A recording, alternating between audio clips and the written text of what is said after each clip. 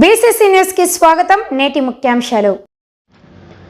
చిత్తూరు ప్రజల సమస్యలకు పరిష్కార వేదికగా పబ్లిక్ గ్రీవెన్స్ రెడ్రెసల్ కార్యక్రమం. ప్రజా ఫిర్యాదుల పరిష్కారంలో అలసత్వం చేయకండి.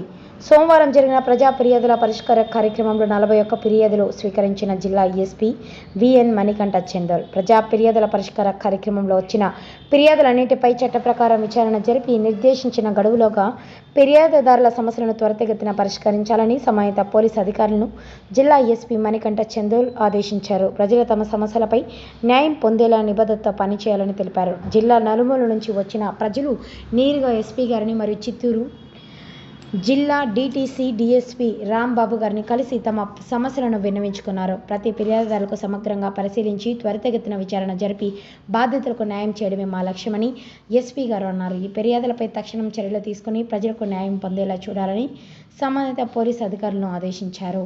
ఈ కార్యక్రమానికి మొత్తం 41 ఫిర్యాదులు అందాయి. వాటి వివరాలు